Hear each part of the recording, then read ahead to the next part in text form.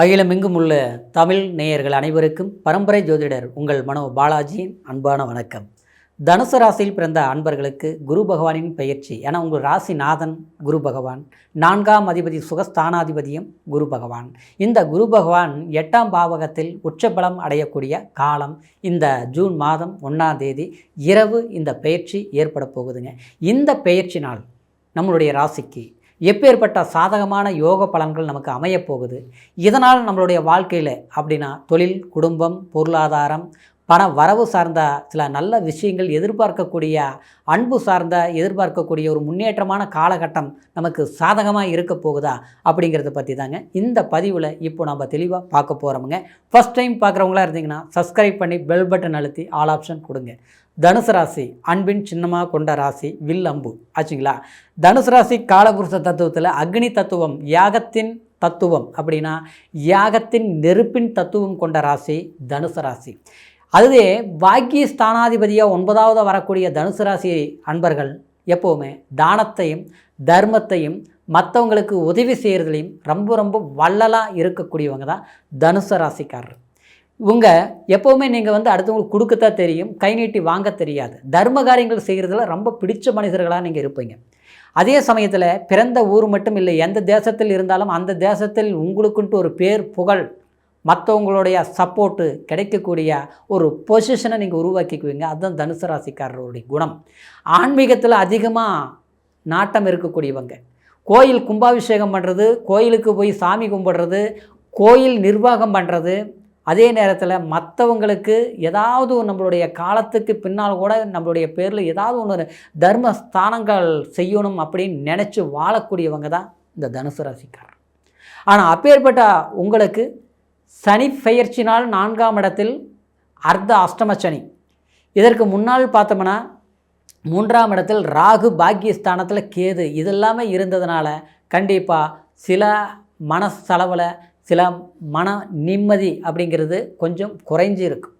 சில திட்டங்கள் தீட்டுறதுலையும் சில செயல்பாடுகள் பண்ணுறதுலையும் ஓரளவுக்கு நமக்கு சாதகமான விஷயங்கள் இருந்தாலும் சில நமக்கு பிடிச்ச விஷயங்கள் கொஞ்சம் கைவிட்டு போன மாதிரியும் அது இன்னும் தள்ளி தள்ளி போன மாதிரியும் இருந்திருக்கும். இந்த விஷயத்தினால உங்கள் ராசிநாதன் அதாவது குரு பகவான் 8ஆம் பாவகத்தில் உச்சமடைகிறார். என்னங்க 8ல் போய் குரு உச்சமடைகிறாரு, 8ஆம் இடங்கிறது மறைவு ஸ்தானம் தானே, அதெல்லாம் நீங்கள் பயப்படாதீங்க. குரு பொறுத்த வரைக்கும் இருக்கக்கூடிய இடத்தையே அதாவது ஒரு பலத்தோடு உட்காரும்போது அதை நன்மையைத்தான் செய்வார். சரிங்களா. இது விபரீத ராஜயோகம் கூட சொல்லலாம். அதே நேரத்தில் அந்த குரு பகவான் 12ஆம் பாவகத்தை 5ஆம் இடத்தை உங்களுடைய ராசிக்கு 5ஆம் இடத்தை பார்க்குறார். 5ஆம் இடத்தை பார்க்குறதுனால சுப செலவுகள் செய்வீங்க. சுப செலவுகள்னால் ஒரு கடனை கூட நீங்கள் வாங்கலாம். ஏன்னா 8ஆம் இடங்கிறது ஒரு கடனை கூட வாங்கலாம், ஒரு லோனே கூட வாங்கலாம். ஒரு தேவையான ஒரு நல்ல விஷயத்துக்காக நீங்கள் செலவுக்காக பணம் வாங்குவீங்க. சரிங்களா. அது மட்டும் கிடையாது, வராத பணமே கூட உங்களுக்கு வர்றதுக்கும் வாய்ப்புகள் இருக்குது. சரிங்களா. இப்படி ஒரு நல்ல விஷயங்கள் தான் நடக்கும். அதான் விபரீத எதிர்பாராத ஒரு நன்மைகள் நடக்கிறது. ஒரு முடியாத விஷயத்தை நம்ம முடித்து காட்டுறோம். சரிங்களா. நமக்கு இது கிடைக்காது அப்படின்னு நினச்சிருக்கிற போது ஒருத்தர்கிட்ட பணம் கொடுத்தோம், அவங்க பார்த்தா எத்தனையோ முறை கேட்டாச்சு, கிடைக்கவே இல்லை. ஒரு லோன் போட்டோம், ஆனால் அந்த லோன் பார்த்தோம்னா அது இன்றைக்கி நாளைக்குனே ஆகிட்டு இருக்குது, வரவே மாட்டேன். வந்தால் அந்த வீட்டை வாங்கியிருக்கலாம், நல்ல வீடு, ஆனால் இது நடக்க மாட்டேங்குது. ஒரு பேங்க் இல்லை 3 பேங்க் போன முடியல, அவ்வளோதான் நினச்சிட்டு திடீர்னு பார்த்து ஒரு பேங்க்கில் ஓகே ஆகிடும்.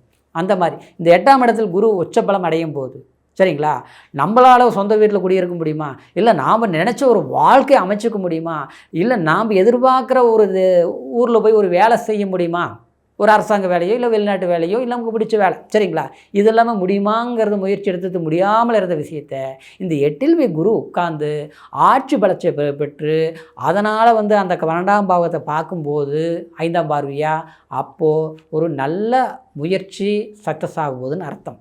10 ரூபா செலவு பண்ணி ஆச்சுங்களா, செலவு பண்ணி ஒரு நல்லதை செய்ய போகிறோம்.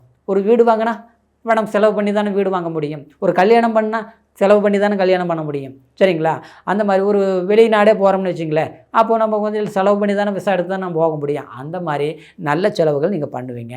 அப்புறம் பார்த்தோம்னா 2ஆம் இடத்தை பார்க்குறாரு 7ஆம் பார்வையும். அப்போ குடும்பத்தில் நல்ல விசேஷங்கள் நடக்கும். குடும்பத்தில் சில சங்கடஞ்சலிப்புகள் இருந்தால் சரியாயிடும். அப்புறம் கொஞ்சம் கலஸ்தர ஸ்தானத்தில் பார்த்துட்டு போனால் கொஞ்சம் விட்டு கொடுத்து போகணும், கொஞ்சம் பொறுமையாக போகணும். சரிங்களா.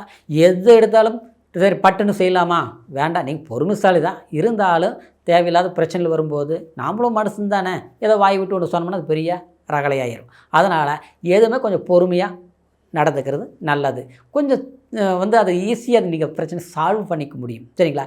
குடும்பத்திற்கு தேவையான சுப செலவுகள் பண்ணுற நேரம் இருக்கிறதுனால யோசிக்காமல், அதாவது கூட பிறந்தவங்களோ இல்லை நமக்கோ இல்லை நம்ம வாரிசுகளுக்கோ ஒரு நல்ல விஷயங்கள், ஒரு படிப்புக்காக செலவு பண்ணுறது, காலேஜுக்காக செலவு பண்ணுறது, அப்புறம் ஒரு திருமணத்துக்காக செலவு பண்ணுறது, பழசை புதுசாக்கலாம், மேலே ஒரு ரூம் போடலாம், இல்லை பழசை கொஞ்சம் ஆல்ட்ரு பண்ணலாம், இதெல்லாம் பண்ணுங்கள். பெயிண்ட் அடிக்கிறதுலேருந்து இதெல்லாமே நல்ல செலவுகள் நீங்கள் பண்ணினீங்கன்னா மாற்றங்கள் வரும்.